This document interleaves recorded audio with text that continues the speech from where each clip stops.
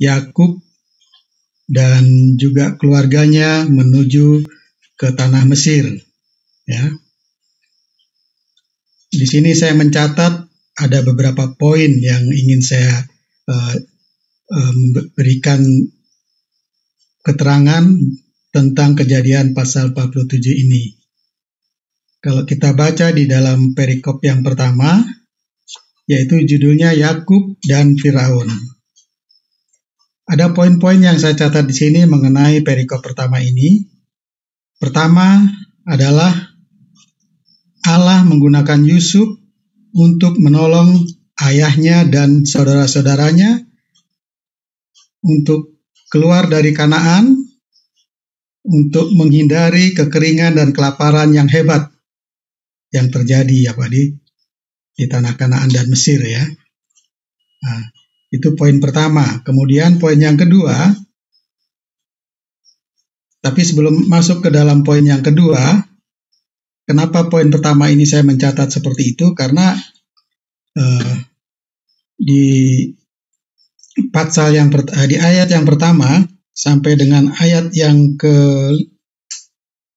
keempat ini menerangkan bagaimana Yusuf membawa ayah dan saudara-saudara menghadap Firaun ya, menghadap ke Firaun. Tapi ini bukan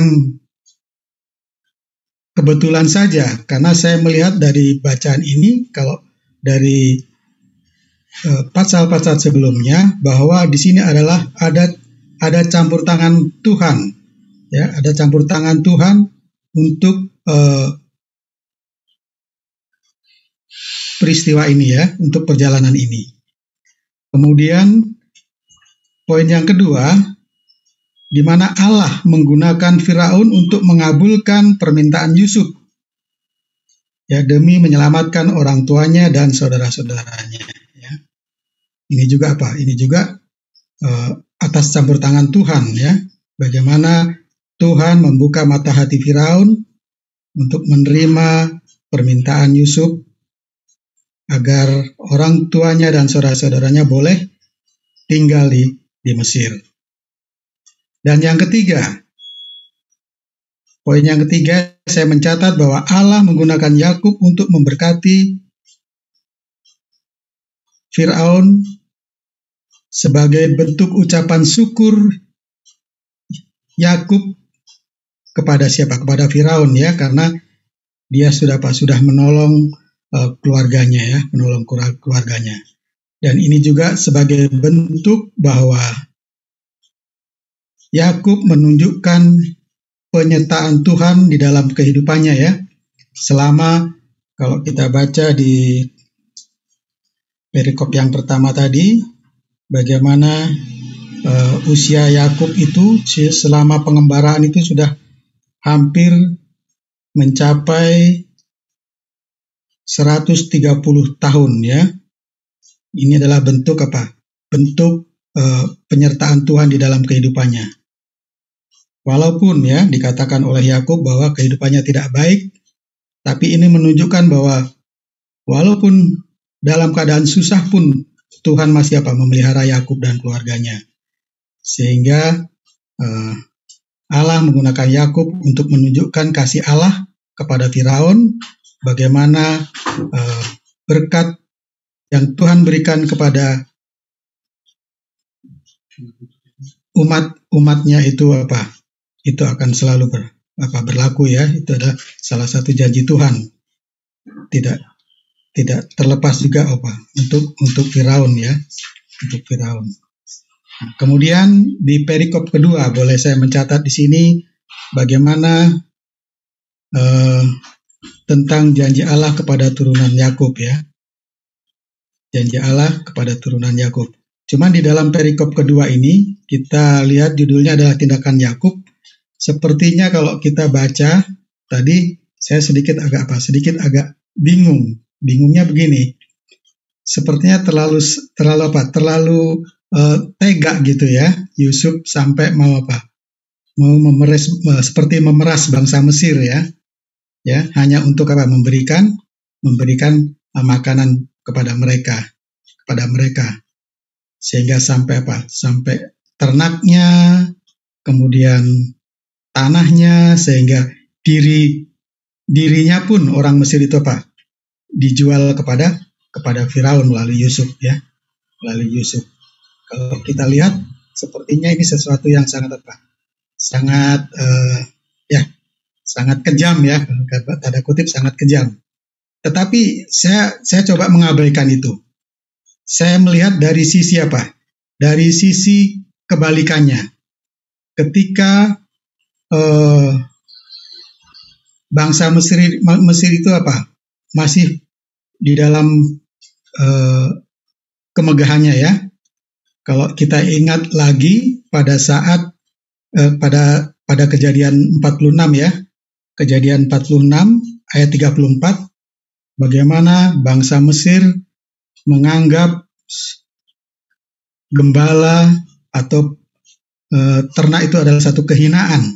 Nah, ini menunjukkan bahwa mereka itu hidup di dalam apa? Di dalam kesombongan, begitu, ya, di dalam kesombongan. Tetapi pada saat di Kejadian 47 ini, di perikop yang kedua, saya melihat itu akhirnya terbalik. Bagaimana kita bisa melihat keluarga Yusuf itu apa? Hidupnya menjadi terberkati, ya. Karena apa? Karena Yusuf. Dan akhirnya bangsa Mesir itu menjadi apa? Menjadi hamba. Ya, menjadi hamba yang tadinya dia hidup dalam kemegahan, tapi setelah kekeringan dan kelaparan itu membuat mereka apa? Menjadi sadar diri, dan mereka akhirnya apa? Daripada mereka mati kelaparan, lebih baik mereka menjual segala-galanya, sampai menjual harga dirinya, ya, menjual harga dirinya.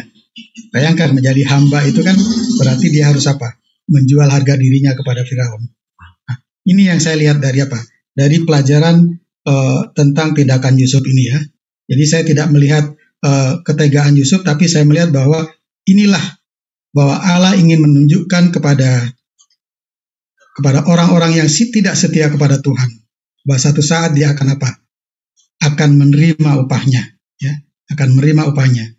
Bagaimana Yakub dan keluarganya yang setia kepada Tuhan, dia pun akan menerima upahnya. Dia diberkati di tanah Mesir itu, ya. Akhirnya dia berikan apa? Mereka boleh menempati tanah Gosen yang diceritakan di situ, tanahnya cukup baik, dan mereka bisa mengembalakan ternak dombanya, dan kehidupan mereka tidak seperti bangsa Mesir, ya, dan yang menjual segala-galanya. Dan yang terakhir pada perikop yang ketiga, di mana Yakub pada akhir hidupnya. Nah, di sini saya melihat satu contoh kehidupan kerohanian kita, ya, bahwa kita ini sebagai anak-anak Tuhan, sebagai pengikut Kristus, kita adalah hidup di dalam pengembaraan, sama seperti Yakub, ya, hidup di dalam pengembaraan, ya, dimanapun mereka berada, mereka hidup di dalam pengembaraan. Tetapi Tuhan telah memberikan satu tempat bagi apa? Bagi Yakub, Tuhan telah memberikan satu tempat bagi kita sebagai pengikut Kristus, yaitu apa? Tanah perjanjian, ya. Kalau kita bicara soal surga, ya mungkin itu surga, tempatnya yang apa? Yang terakhir. Nah, saya melihat bagaimana Yakub pun seperti itu pemikirannya, ya, bahwa dia tidak mau apa?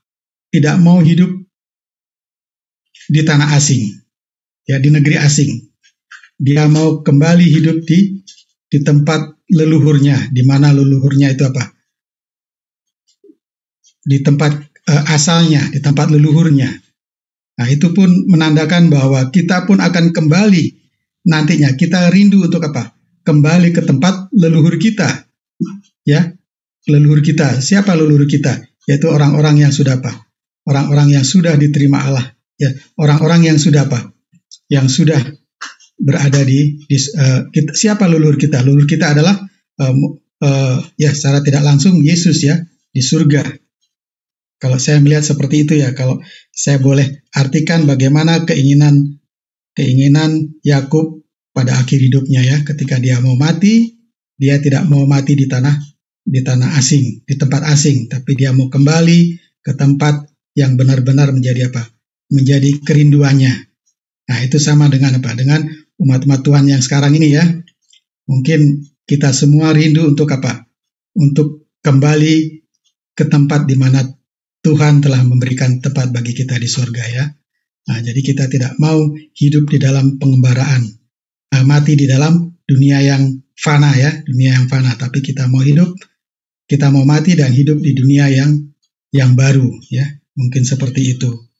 Nah, jadi kesimpulan dari Kejadian 47 ini menegaskan bagi kita bahwa pelajaran tentang Yakub dan keluarganya dan juga Yusuf ini mengajarkan kepada kita bagaimana pentingnya kita percaya dan menuruti akan firman Tuhan ya.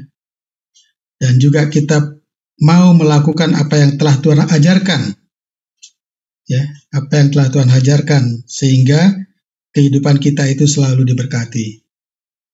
Jadi Kejadian 47 ini saya melihat bagaimana Tuhan selalu memelihara Yakub dan keluarganya ya, dan juga dan juga Yusuf. Apapun yang menjadi tantangan atau pencobaan di dalam kehidupannya, tapi Tuhan tidak pernah meninggalkan mereka. Nah, ini juga menjadi kerinduan kita pada saat ini, di mana kita juga mau seperti apa? Mau seperti Yakub, Yusuf, dan saudara-saudaranya ya, bahwa Tuhan tetap berada bersama kita di dalam situasi dan keadaan apapun, sehingga kehidupan kita selalu terberkati. Mungkin itu yang bisa saya simpulkan pada malam hari ini. Saya kembalikan ke Sion.